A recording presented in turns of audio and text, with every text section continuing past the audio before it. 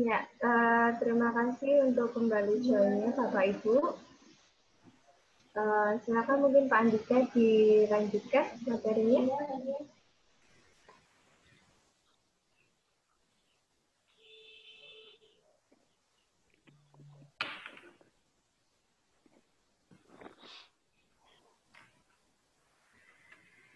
Ya, langsung Bu Eka.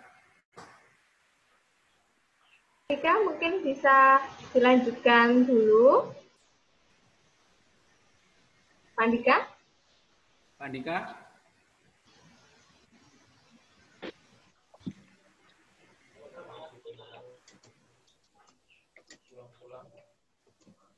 Ya, masih masalah koneksi jaringan.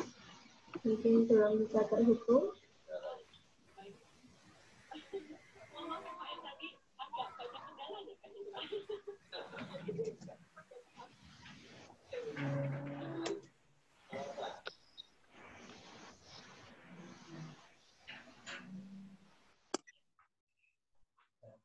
Bapak Andika? Pak Andika?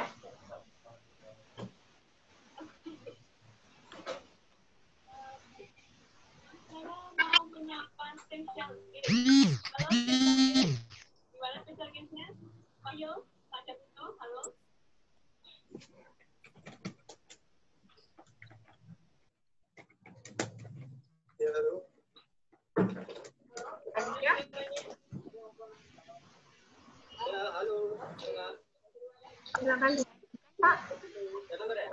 Oke, baik. Karena keterbatasan waktu, berarti kesimpulan dari apa yang saya sampaikan, bagaimana bicara tentang antropologi ekonomi, melihat pandangan kewirausahaan. Baik, apa yang harus kita miliki oleh setiap individu, oleh setiap manusia, itu adalah kemampuan berbudaya mempengaruhi keberhasilan sebuah bentuk wirausaha, budaya apapun, baik itu budaya lokal maupun budaya etnisisme, itu menjadikan perilaku atau seorang usahawan untuk dapat bisa membangun karakter yang humanis, yang peduli akan sesama dan lingkungannya. Pengusaha yang sukses adalah pengusaha yang mau melihat lingkungannya. Pengusaha yang sukses adalah pengusaha yang bisa sama-sama dan bekerja sama dengan individu yang lain. Pengusaha yang baik adalah pengusaha yang berbudaya, yang harus memberikan tumbuh kembang yang baik di tengah masyarakat sejak dini, dimulai dari lingkungan keluarganya hingga lingkungan baik, hingga nanti sampai ke lingkungan yang lebih luas, bahkan masuk ke lingkungan pendidikan formal. Jadi nanti seorang wirausahawan, seorang pengusaha itu bisa melihat konsep manusia itu secara harfiahnya, manusia secara utuh, bagaimana manusia itu punya nilai, punya religi, punya estetika, punya etika untuk menjadi seorang manusia yang baik dan bermanfaat bagi semua orang. Mungkin begitu Bu Eka apa yang bisa saya sampaikan. Mungkin nanti bisa kita sambung dalam sesi tanya jawab. Waktu dan tempat saya kembalikan ke moderator. Baik, terima kasih Bapak Andika untuk materi tentang antropologi, bagaimana antropologi itu menilai segala bagi kita, tentunya karena memang apalagi di suasana pandemi ini dan bagaimana tadi Bapak Andika menyampaikan apa yang pengalaman sebagai dosen antropologi yang ke rumah sakit itu sindrom panik menurut saya itu seperti itu terhadap apa yang dinamakan sekarang ini COVID-19. Untuk selanjutnya saya serahkan kepada pemateri yang ketiga, yakni Bapak Ilherno Aris Wibowo MPG, yang akan menyampaikan tentang kewirausahaan. Jangan lupa teman-teman di kolom Zoom-nya bagi pertanyaan dua pertanyaan yang menarik nanti akan mendapatkan merchandise yang nanti akan kita umumkan pada kita di follow untuk informasi selanjutnya. Silakan. Terus.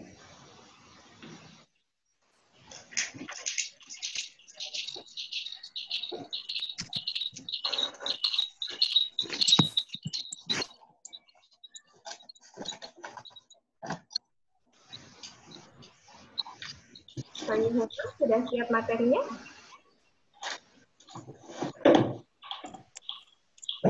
Bisa kami mulai, moderator? Silakan. Oke ya.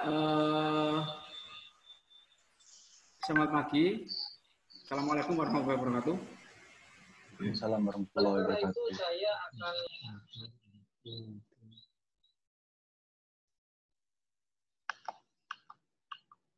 mohon maaf Pak, ini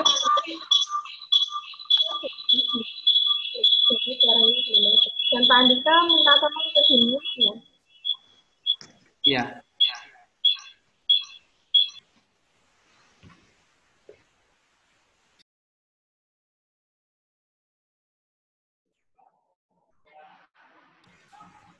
Oke, Bu Eka ya, bisa kami mulai ya?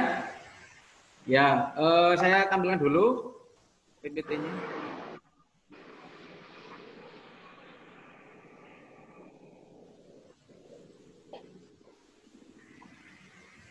Kok nggak bisa PPT-nya Bu Eka? Kok bisa di-share?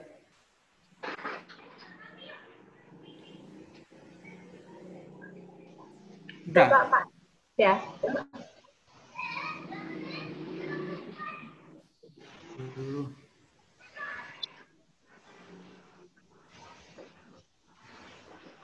PPT-nya nggak bisa di-share sih? Bisa. Tampilkan lagi. Bisa gini sih. Tapi lihat kok gini nih.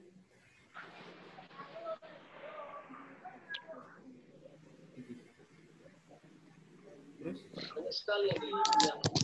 Itu pakai background itu. Di pengaturan. Mungkin kepencet. Oh. Udah tampil Bu Eka? Pak. Sebentar akan dicek sama pemateri. Tunggu teman-teman yang lain untuk join kembali.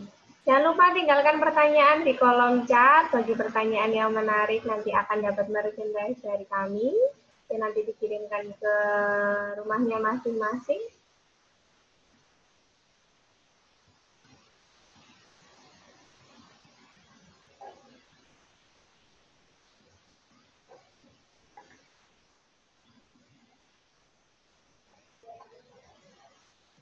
Ya.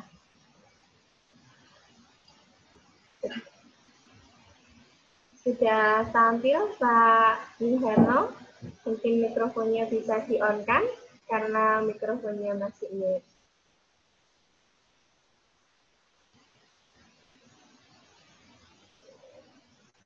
Masih mute Pak, jadi belum terdengar. Mikrofonnya. Mikrofon.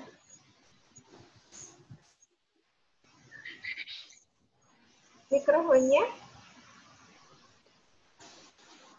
Kedengar. Nah, oke, sudah. Oke, assalamualaikum, selamat pagi. Nah, kita sekarang tadi Pak Andika dan Pak Sutrisno telah menjelaskan mengenai tentang itu apa itu antropologi ya, tentang antropologi dan mengkaitkannya dengan suatu ekonomi kreatif atau ekonomi yang ada di masyarakat gitu ya. Nah, untuk pertemuan saya kali ini, untuk bidang saya kali ini yaitu sebagai simpelnya saja ya, ternyata tentang suatu bentuk kewirausahaan ya, bentuk inovasi suatu kewirausahaan ya, dengan pengaruhnya terhadap antropologi, pengaruh antropologi terhadap suatu kewirausahaan ya, inovasi bisnis ya. Kenapa bisa seperti itu? Kenapa antropologi itu sangat mempengaruhi suatu inovasi bisnis? Ya jelas saja. Kalau kita bicara masalah antropologi, kita bicara masalah apa sih? Bicara kemasyarakatan ya, bicara karakteristik budaya, kebiasaan ya, kebiasaan, bahkan tipe-tipe kehidupan masyarakat itu harus kita pelajari dulu. Cara hidup masyarakat ya, itu kelas ekonomi menengah, kelas ekonomi ke bawah, atau kelas ekonomi modern, apa tradisional gitu ya. Terus perkembangan juga perkembangan masyarakat tersebut ya, kemajuan teknologi juga. Makanya di sini tuh saya kaitkan ya antara inovasi ya, antara idea, intelligence, solution, inspiratif, kreativitas dan vision pada industri 4.0 gitu ya. Nah ini karena perkembangan masyarakat kita saat ini sudah era digital marketing gitu. Jadi kalau kita membuat suatu inovasi bisnis, seenggak-enggaknya itu harus bisa menyesuaikan dengan tipe masyarakat tersebut gitu ya. Karena di mana langit diinjak, disitulah karena di mana bumi diinjak, disitulah langit dijunjung ya. Hendaknya kita mentaati adat istiadat orang tua seperti itu ya. Contohnya sederhana saja loh ya. Misalnya kita bikin suatu karakteristik, katakanlah orang Indonesia saja lah ya. Mohon maaf kalau saya bawa-bawa merek ya. Katakanlah McD, oke lah. Sederhana saja, kita ngobrol masalah makanan, usaha gitu aja ya, biar nggak terlalu sepaneng gitu ya, nggak terlalu pusing gitu ya. McD buka cabang di Indonesia lah, katakanlah. Menyesuaikan dengan karakteristik Indonesia apa enggak? Menyesuaikan dengan kebiasaan kehidupan orang Indonesia apa enggak? Pasti. Itulah namanya kenapa antropologi itu sangat berhubungan dengan inovasi bisnis atau kewirausahaan gitu ya. McD buka di Indonesia, menu utama McD itu apa? Hamburger, pizza gitu ya. Terus steak tanpa nasi. Kalau buka di Indonesia seperti itu, nggak laku McD. Karena apa? Karena Indonesia kalau nggak dikasih nasi, bilangnya belum makan. Benar? Ya, kalau belum dikasih nasi, makanya namanya belum makan. Makanya McD di situ diceritakan ada nasinya, walaupun di situ ada steak double, tetap harus ada nasinya. Walaupun hamburger yang besar berlapis-lapis ya, yang sekali makan sudah kenyang, tetap ya ada menu sendiri tentang yang dikombinasikan dengan nasi seperti itu. Ya. Orang Indonesia dikasih burger, sampean Anda dikasih burger ya, udah makan habis 5 burger misalnya. Ditanyain apa Anda udah makan? Bilangnya kan belum makan. Nah, belum makan sebelum ada nasi gitu kan. Makanya dimasuk ke Indonesia harus menyesuaikan dengan antropologi, keadaan, kebiasaan, karakteristik orang Indonesia, yaitu dengan menguasai atau memahami kebiasaannya, yaitu apa, Indonesia tuh harus pakai nasi. Nah di Amerika apakah pakai nasi? Ya nggak tahu ya, kan saya belum pernah ke Amerika gitu loh. Ya apa nggak pakai ya? Nah di Amerika itu rata-rata nggak pakai nasi ya, pakai steak, terus burger gitu ya, Terus McD kalau buka di India, apakah pakai daging ayam? McD buka di Amerika, buka di Indonesia, pakai daging sapi boleh. Tapi McD buka di India, apakah pakai daging sapi? Ya di demo orang India ya, di sana sapi itu disucikan ya, karena seperti dewa. Ya. Karena didewakan, disucikan ya, sapi di India itu ya. Makanya di McD di sana nggak berani ya. Masak pakai daging sapi itu nggak berani. Itulah namanya antropologi ya. Kita inovasi bisnis, inovasi kewirausahaan harus menyesuaikan dengan kebiasaan atau karakteristik dari segmenting kita itu. Gitu ya. Seperti itu. Ya. Ini pembukaan saja dari awal, ini pemanasan aja gitu ya. Pengembangan bisnis inovatif ya. Ini mungkin mahasiswa bisa sharing ya. Karena yang kita bahas nanti itu adalah suatu model bisnis. Tadi kan Pak Kris dan Pak Andika itu tentang apa itu? Ya tentang keadaan ekonomi, tentang kewirausahaan, tentang apa itu nilai-nilai di negara ini gitu ya, tentang internasional ya, secara makronya gitu loh ya. Mereka berdua itu memang ahli dalam secara makro. Kalau kita sekarang ini mikro saja gitu ya, mikro ya, sederhana saja gitu ya. Penting enjoy gitu ya. Nanti di sesi terakhir juga ada ditemani oleh Mas Praktisi ya, yaitu Mas Farid, yaitu praktisi muda ya, asisten dosen di Universitas Negeri Malang, gitu. Juga pemilik konveksi atau peternakan korporat ya, membidangi beberapa, ada konveksi, ada pembuatan masker, ada macam-macam usahanya dia. Nanti bisa pengusaha-pengusaha muda yang masih bingung untuk memulai bisa sharing kepada Mas Farid yang sudah mulai gitu ya. Oke, ya ini perkenalan, nama saya Nyuherno Arusibowo, sarjana pendidikan SPTMPD ya. Oke, next.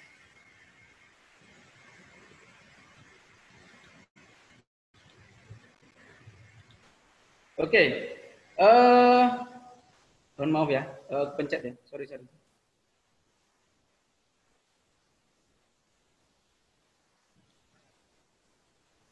Sorry ya, kepencet ya. Oke ya, kita apa itu? Sesuai yang saya bilang tadi, kita akan membahas mengenai mikronya saja ya, mikronya. Kita ambil contoh 1 atau 2 bisnis yang sedang booming saat ini. Mohon maaf ya, sebelumnya saya izin dari awal.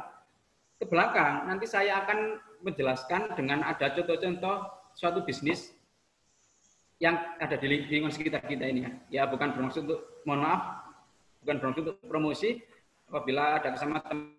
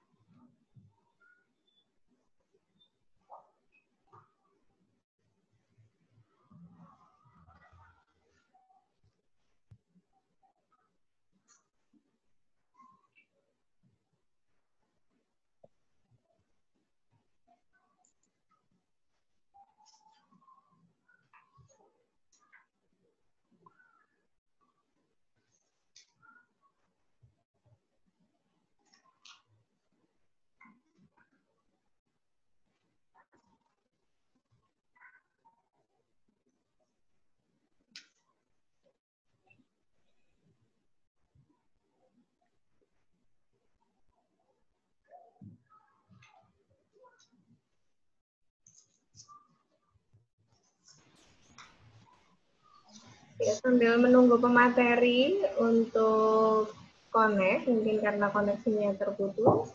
Jangan lupa teman-teman absen di kolom chat dan juga nanti sertifikat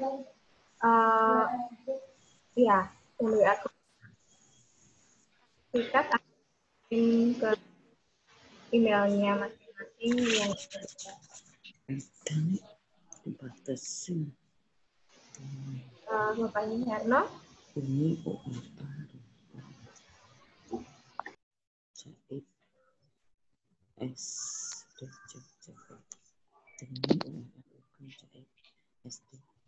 Sudah ada beberapa pertanyaan yang masuk dan terima kasih untuk komentar-komentar yang baik dan saran-saran yang membangun untuk kami dalam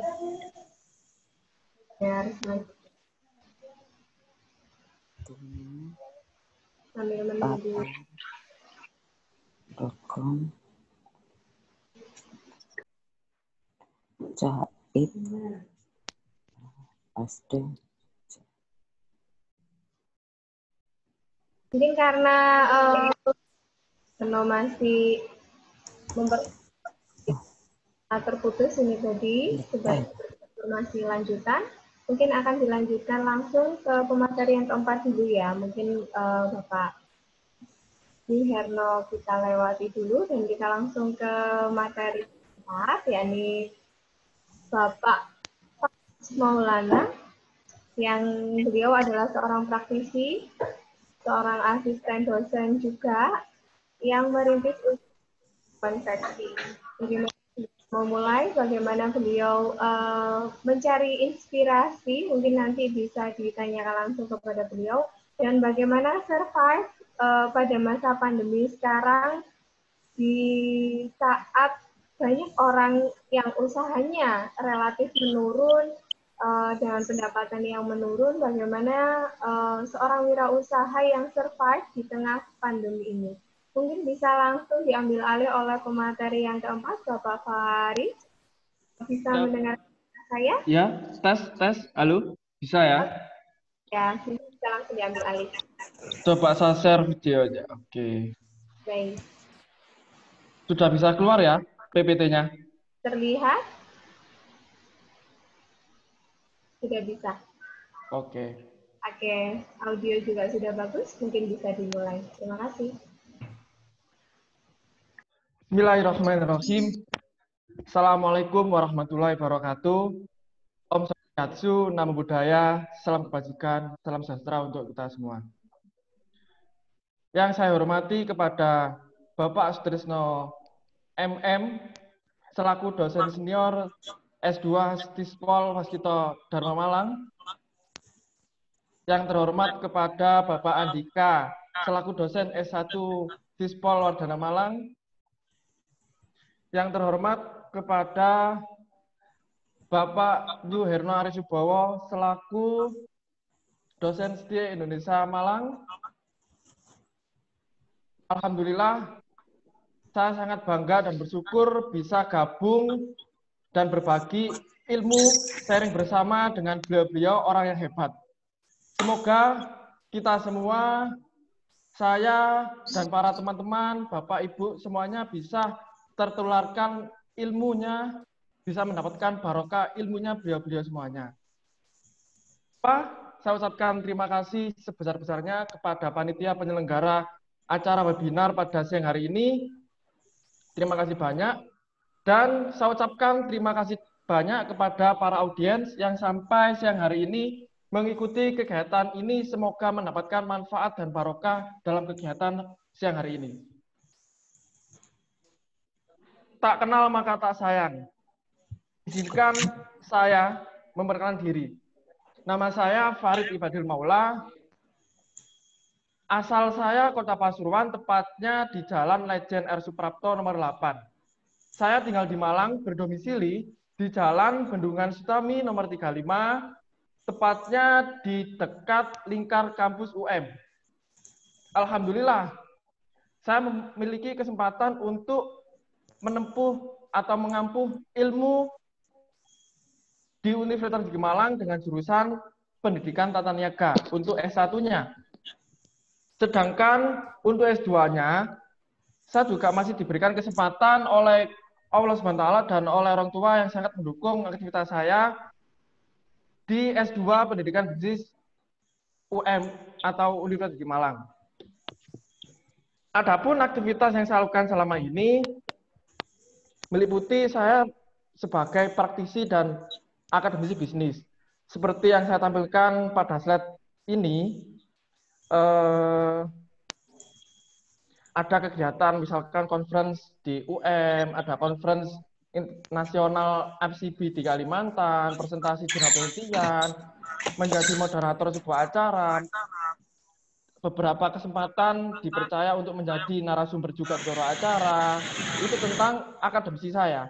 Dan juga kadang saya juga mengisi waktu luang profesor, dosen-dosen senior UM untuk mengisi di kelasnya. Adapun praktisi saya, ada beberapa usaha yang saya lakukan, ada konveksi, ada jual makanan, ada jasa tugas, ada juga kalau malam jual kopi. Sedikit tentang cerita saya, semoga nanti bisa terinspirasi atau bisa mengambil hal yang positif dari apa yang saya lakukan. Dari background tersebut, saya tidak jauh dari sebuah background entrepreneurship dan pendidikan. Saya dapat menganalisa sebuah pengalaman bahwasanya orang atau masyarakat atau mungkin Anda sendiri, saudara sendiri, saat mulai membuka usaha atau mau memulai usaha bisnis itu kebingungan. Problematika yang saya temui, analisa di pasar, itu bingung. Mau usaha apa? Saya enaknya mau buat apa ya? Saya enaknya mau bikin apa ya? Apa saya harus ikut dengan teman saya atau saya harus diplak teman saya? Tidak ada salahnya kalau kalian menginovasi sebuah usaha. Atau memang sewajarnya usaha itu ada ATM. Amati, tiru, modifikasi. Lantas, lebih penting manakah? Mengasah skill atau membaca ulang terlebih dahulu? Jika peran Anda atau saudara semuanya itu merupakan sebuah background pendidikan bisnis atau background sebuah bidang manajemen ekonomi, fungsi manajemen bisnis akan Anda terapkan. Problematikanya kan kebingungan untuk mencari sebuah bisnisnya. Solusinya bagaimana? Saya kasih analogi.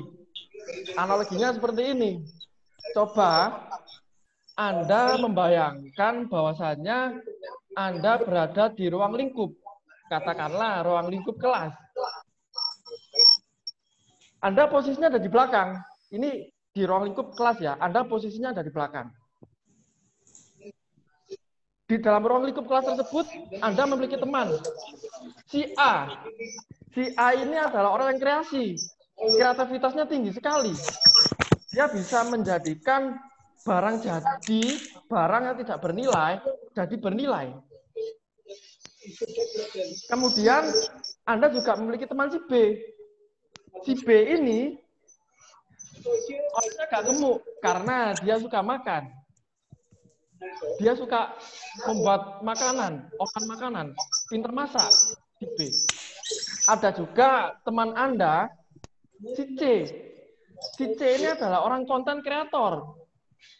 Dokumentasinya sangat bagus, konten story-nya sangat bagus, video editornya sangat bagus, dan lain sebagainya. Ada si D. Si D ini pinter bermusik. Dia pinter bermusik. Punya alat-alat musik, punya band banyak. Intinya di entertain. Dan ada Anda memiliki teman, si E. Si E ini orangnya biasa saja. Dia juga tidak cantik, tapi make up-nya luar biasa. Si E ini adalah seorang beauty vlogger.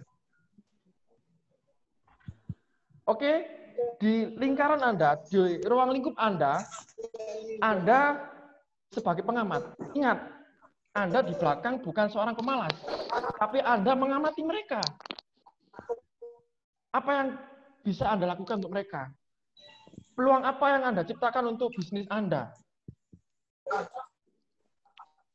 Apakah Anda harus mengikuti si B menjadi penjual makanan? Apakah aku harus mengikuti si D menjadi band-bandan atau seorang pemusik?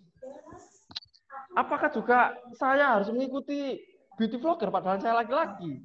Tentu tidak. Fungsi manajemen bisnis bukan ada di situ. Tetapi, apa yang harus Anda lakukan? Anda mewadahi mereka. Memanajemen mereka. Pakai manajemen bisnis. Dari ruang lingkup itu. Mbak tadi bikinnya apa? Apa tentang apa? Dari ruang lingkup. Enggak, maksudku apa tadi suruh nyari apa? Dari ruang lingkup sebuah kelas tadi muncul sebuah peluang. Apa coba yang Anda harus bisa lakukan? Membuat WO, wedding organizer. Potensinya ada semua di situ. Satu, ketika butuh catering, ada si B. Butuh fotografi, ada si C. Untuk entertain musik, pengisi acaranya, ada si D, pintar musik. Up-nya, ada si E. Untuk dekorasinya, ada si A. Itu fungsi manajemen bisnisnya. Anda wadahi mereka. Jangan terlalu terlena dengan skill orang. Oke, mungkin si B memang background-nya seorang tata boga. Si C background-nya seorang DKV. Desain komunikasi visual.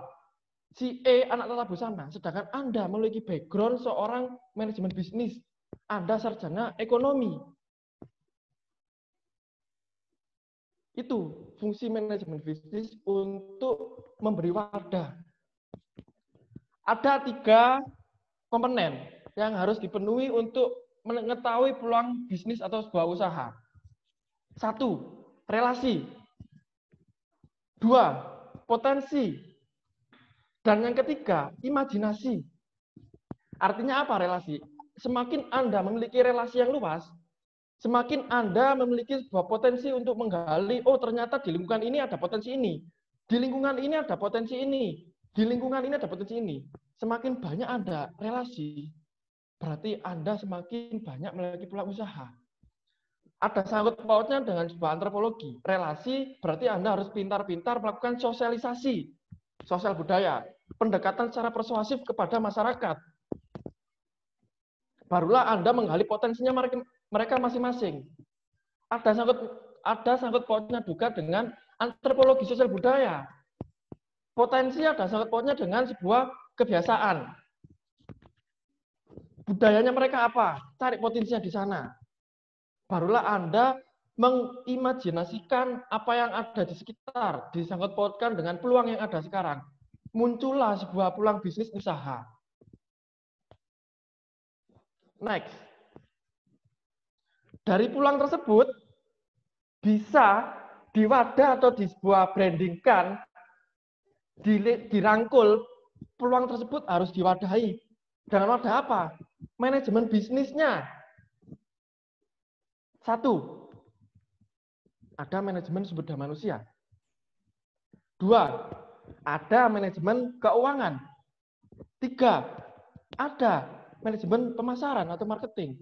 Dan ingat, semua strategi, semua sistem tidak bisa lancar, tidak bisa berjalan dengan mulus apabila tidak diiringi dengan sebuah doa. Ada hubungannya dengan sebuah antropologi percayaan. Terutama doa kepada orang tua. Minta doa restu ke mereka. Kalau orang tuanya belum ada, jangan lupa doakan mereka. Sesuai dengan kepercayaan masing-masing. Doa harus beriringan dengan sebuah strategi yang ada. Contoh kecilnya, Gojek, Grab. Apakah Gojek Grab memiliki sebuah transportasi? Tentu tidak. Ada lagi, Airirum, Red Doors. Apakah Airirum, Red Doors memiliki sebuah properti? Tidak. Lalu mereka memiliki apa? Mereka memiliki sistem. Mereka membangun sistem. Sistem yang menyelesaikan.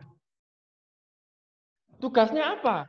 Cukup ingat, Anda harus meluaskan wawasan, meningkatkan kompetensi, dan memperkuat sekitar. Sistem yang menyelesaikan akhirnya. Ingat, diiringi dengan doa. Alhamdulillah, saya kemarin sudah mencoba menerapkan sistem yang berjalan. Dengan hasil kemarin bisa menyelesaikan S2 selama 3 semester. Yang normalnya 2 tahun atau 4 semester. Diiringi dengan usaha saya juga berkembang. Saya di kampus aktif, juga menulis penelitian, mengikuti beberapa dosen aktif. Diberi kesempatan mengajar aktif. Tapi juga saya juga aktif dalam berwirausaha. Selain berwirausaha, saya juga aktif, kadang saya juga bermain, ngopi, dan lain-lain. Saya aktif semuanya. Karena saya sudah menyiapkan sebuah sistem, menggali sebuah sistem, bagaimana cara sistem ini autopilot. Jadi bisa multitasking pekerjaannya. Dengan cara apa aja itu tadi, dirangkul dengan sebuah manajemen bisnis. Yaitu ada 3 tadi, manajemen sumber daya manusia, manajemen keuangan, dan manajemen pemasaran. Ingat, sama doa. Ini alhamdulillah juga kemarin saya pernah sempat di redaksi koran, diliput sama koran Radar Malang tentang menuntaskan S2 selama 1,5 tahun. Itu terus next, ini, satu-satu. Bagaimana tentang manajemen sumber daya manusia. Berbicara sumber daya manusia berarti berbicara tentang struktur organisasi. Berbicara sumber daya manusia berarti berbicara tentang SOP kerja. Berbicara tentang sumber daya manusia berarti tentang P3K, keselamatan karyawan bekerja. Untuk sebuah bisnis, ada fungsi manajemen bisnis. Ada beberapa PDAC, ada ini, ada itu. Saya menggunakan POAT. Sistem usaha saya sekarang menggunakan POAT. Untuk keberlangsungan bisnis atau sumber daya manusia, saya menggunakan POAT.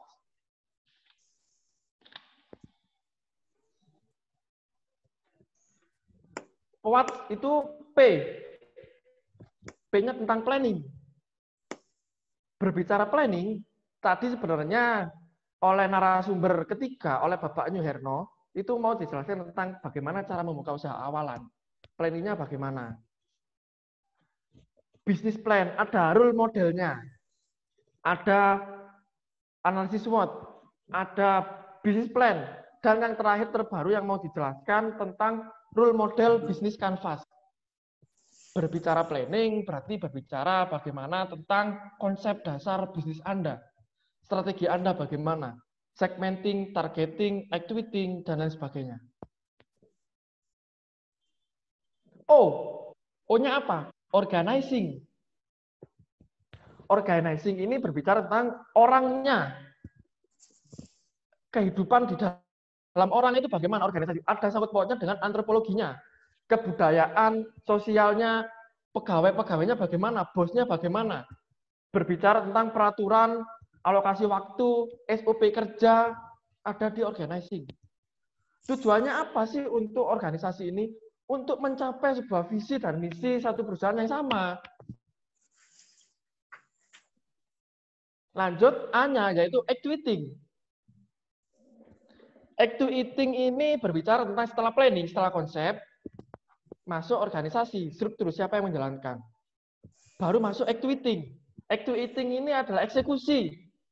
Bagaimana Anda penerapan di lapangannya? Apakah sudah sesuai dengan teori? Kadang kan problematikanya teori dengan lapangan sulit di lapangan.